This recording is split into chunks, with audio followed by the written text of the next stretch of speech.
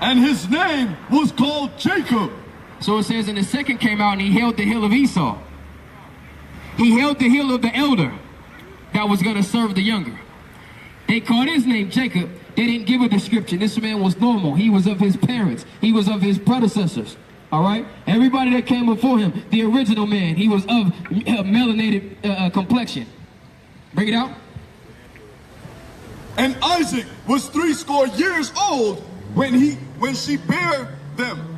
So when you go into the scriptures, that was an actual history of the so-called white man. What's going on? Hey, what's your name? What is it? Tim. Tim, come here real quick, Tim. Let me ask you a question. Do you feel like you're a man of justice? You believe in justice? Right? You sure? I'm asking you because I want to ask you a couple of more questions. It's going to come out whether you're a man of justice. All right. Are you familiar of how the so-called blacks, the so-called Negroes that you see what they're here today, how did they get over here to this part of the earth? I don't know. You tell me. Are you familiar with the transatlantic slave trade? So what happened during the transatlantic slave trade? There were slave traders in Africa and in the United States, well, not working in the United States, in the colonies, and in Europe. Okay, and what happened? They were selling people into slavery. And what happened? Who was sold to who? There were lots of folks sold to other folks along the line. And what happened after that? Well, lots were arrived in the Americas, lots were arrived in the Caribbean, lots were arrived in South America. So what happened after they arrived in the Americas and the Caribbeans? They worked cotton, they worked all kinds of different agricultural stuff. Were they paid? No, they were paid. Were they treated fairly? Were they treated decently? Some were treated equally, some were not. Some where? Most were not. Most were not. What percentage? Just so we can have a clear understanding, Tim. I wasn't there, so I can't say. Well, you said most were, so I mean you got a certain understanding. It was greater than 50%. Greater than 50%? I'll make the Okay. So I'm gonna make it sound good for you. Let's say it was 50. Let's say it was 50, right? Well, okay, let's say 60. Is 60 okay with Tim? Sure. 60%, all right? More than half. The majority wins. Now, here's the thing. You're a man of justice. What do you think happened to the people that were mistreating, not paying their indentured servants? Some of them made lots of money. At least some of them made lots of money. A lot of them made lots of money. Some of them made lots of money, some didn't.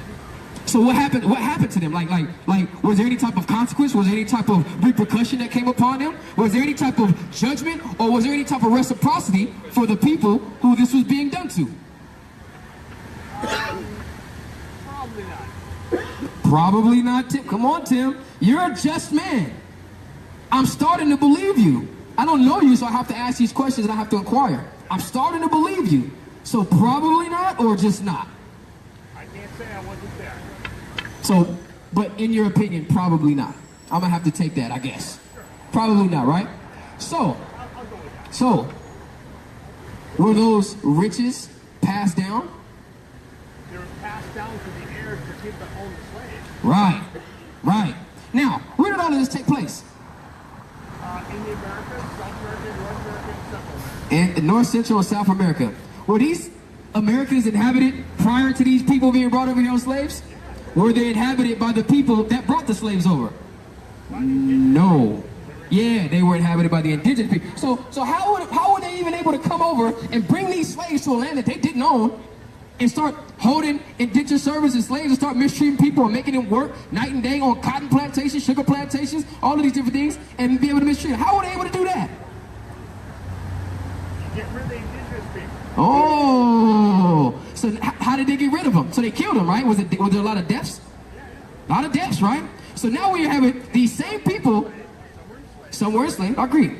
So we got one people that bought slaves, brought them over, worked them hard, mistreated them, and then killed the people to the land that inhabited the land that they were taking these slaves to. So now we have robbery, we have murder, and we have misconduct. And they got rich off of it, and then they passed it down to their heirs. Most got rich, and then they passed it down to their heirs. And I was gonna say, so would you say that the same people that did all of those things, the robbery, the murder, we can even understand that there was a lot of even rape going on at that time, because that was a part of the misconduct or the misrepresentation, the mistreatment of the slaves, right? Maybe. Would you say that these are the same people that spawned this place that we live in today? Some of them, yes. What do you mean so? Come on, Tim, we gotta be honest. You're a just man, Tim, remember. Go ahead. Treat this as a court of law. Yeah, you're right. Court of law. Right. You were there. I wasn't there. You don't have a direct witness. But we agree to a certain level. Everything I've asked you the question to get the answer from you, so I'm not making anything up, Tim. It's not about the judge. It's about what. But we're the people that's making a ruling on it. Because you're a man of justice. So we're making a ruling on it. So if me and you agree to a certain level as to who did it, what happened, and what didn't happen, meaning there was no type of repercussion, there was no type of reciprocity either for those who it happened to, no type of reparation, right? They was never repaired, they was never brought back together. So I disagree with that. that's not that's fine. If you hang tight, you be patient. I'm talking to Tim. Okay. All right, what's your name? John. John. Talking to Tim, I'll get to you, John, in a minute. Real quick. Now, what do you think should have happened? Because, like you said, most of them made money, and then they passed it down. So would you say that money, or that the money is still circulating within the families that own these slaves and did all of these treacherous things? That's quite possible. So what should happen? Being a man of justice, Tim, what should happen? What do you think should happen? Are you going to blame the children for what their parents did? What They wait. great parents did? They received it. They received stolen goods, didn't they? What? Tim, you gotta understand. Come on, let's be fair. There's a border built right now. Did the indigenous people that inhabited this land build that border? No. There are 50 plus states, but we're gonna talk about the Americas. There are 50 states within the Americas, North America, the United States of America. Did the indigenous people establish these states, these borders, these checkpoints? No, come on. The people that stole this land, that brought slaves over, that murdered the people in this land, and that mistreated these slaves are the people that established all of these rules and regulations and codes of conduct in this place. Actually, that would be nice to have that answer because it would be clear, but it's not that clear. Why is it not that clear? Because there's lots of people that came here that emigrated here that weren't any part of that. Okay. There were lots of injustices. You were absolutely correct. There were indigenous people, there were people that brought their Israel will. But the problem is that it's not as clear as black and white. You were not making a judgment because there are people that were picked up for around that had no part of that. That has now established. Right. But should they be judged as well? Listen, real quick. I'm gonna explain why. You're saying that the people who were wrongfully brought over here have established that border or established the states that we live in. That's what I'm saying. Because those are the people that hold the authority in this place. That is going to. My ancestors were wrongfully brought over here. The majority of the question I asked you was about my ancestors. But guess what? Yet if I go into Mexico across the border, it's hell for me to get back. And I love you. You get, all right, man. Appreciate you. You be safe, okay? But listen, if I go into Mexico, it's going to be someone that is not of my ethnic background, all right? Listen, I've been plenty of times. There has never been not one person of my ethnic background that has ever gave me clearance to come back into a place that I was born in. So again, how does that happen? And let's just so happen to say that it was. We know who they're working for. San Diego. I'm born in San Diego. So real quick, let's not get off topic. Let's not get off subject.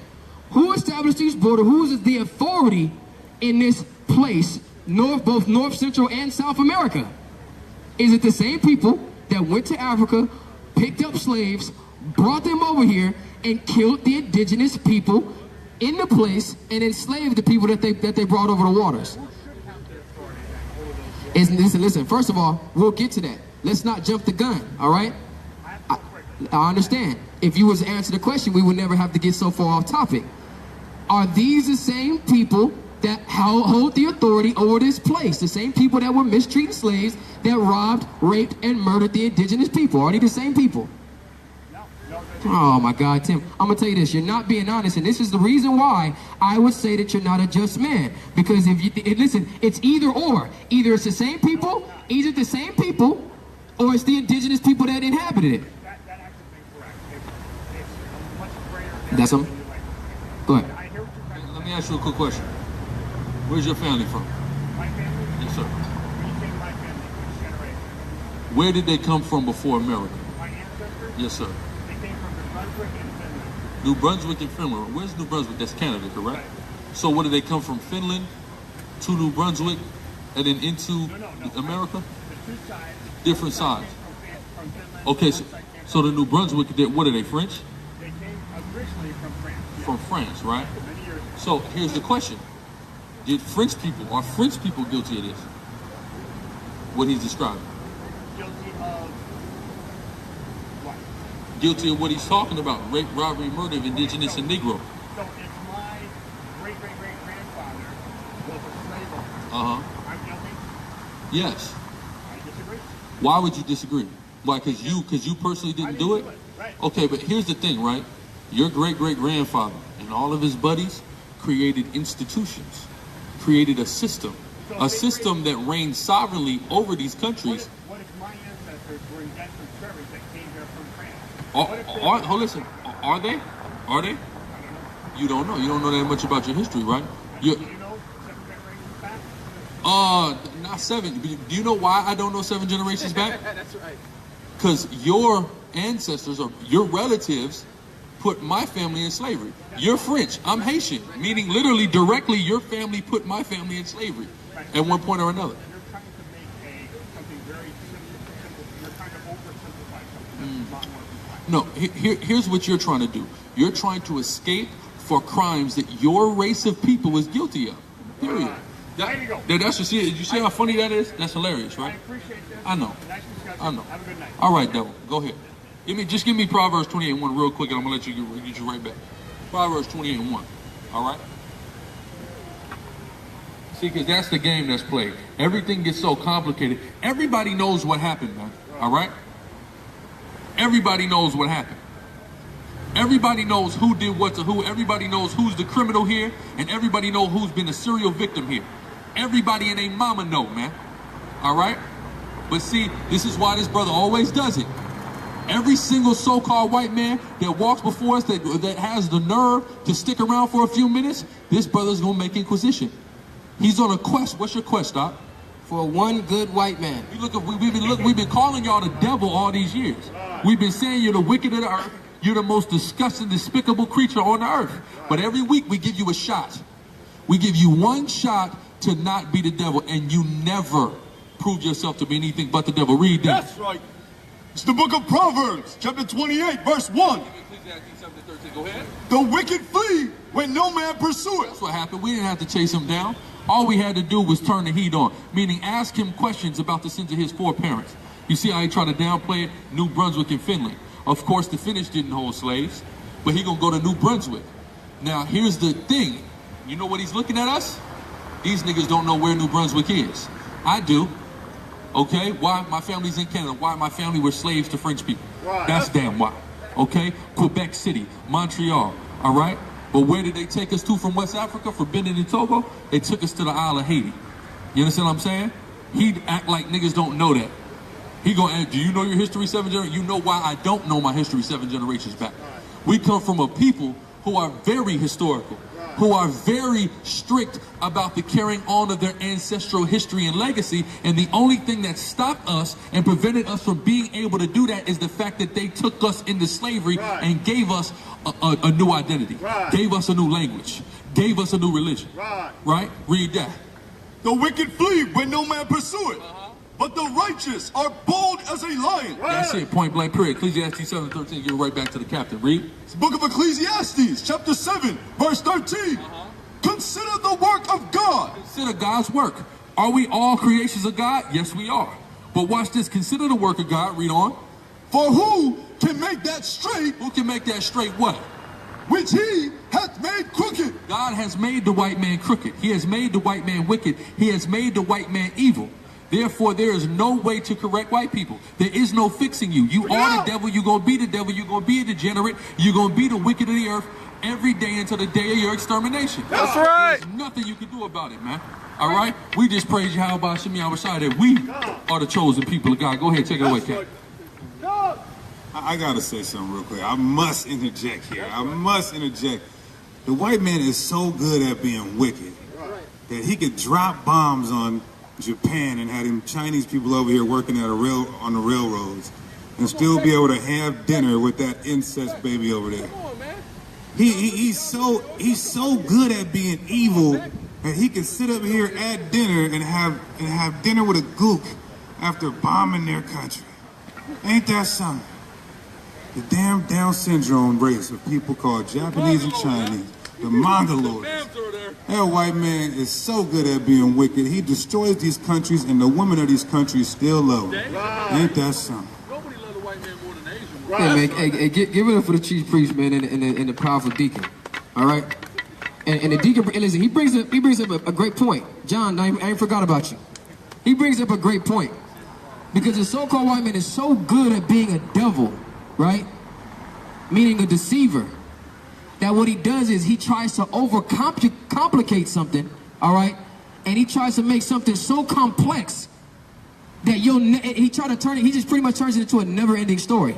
So if we can never come to an end of it or never conclude the conversation, then therefore you would never have to come to a solution. You never have to come to anything that involves reparation I don't like with the word reparation. I'm gonna just simplify it. That has nothing to do with repairing, all right, or bringing any type of reciprocity to all of the wicked and vile things that's been done. That's what you want to do. That's why he says you're trying to take a complex situation, you're trying to make it simple. So how do we simplify it? I'm gonna create a system that is just so intermingled and just so deep that you just can't come up out of it. That's what he's created. You know what that's called? Confusion. All right? That's why that's why we say that this place is a spiritual Babylon. Because when you go to the etymology of that, it goes back to the Hebrew word babal, meaning what? Confusion. That's what they do. That's how they operate. In a very confusing and deceptive manner. Okay? Order, like this brother just said, order out of chaos. The people that pull the strings in this place, they're well aware of it. They understand and they have simplified this entire thing. But to the lower class people, they have made it so complex and so difficult to ever really decipher that they say it'll just be a never-ending story, and as long as I have an opposition of opinion than yours, then you can't say I'm wrong and I can't say you're wrong, and let's just move on with our day. But guess what? We believe in a just God. We believe in a man of the Most High God, Abanaw Yahweh, and we coming out of these scriptures, the just scriptures of the Bible. And again, I'm still looking for a just white man. Who's up here ready to give me a straightforward answer? Listen, I know. Who's ready to come up here and give me a straightforward answer and be a just man? And be a just man. He says, do you think that I should be wrong for it? You know why I feel like the so-called white man should be wrong or should be held accountable and guilty for all of the atrocities of their forefathers? Because they can freely walk around this place and nobody is ready to kick your goddamn ass for everything that your people have done. Why is no one doing that? Because of the system that your forefathers have created to confuse and make everything so complex that instead of me actually taking the time to sit down and figure this thing out, I'd rather just go on about my business and turn around and work for your people. This is the sickest thing in the world.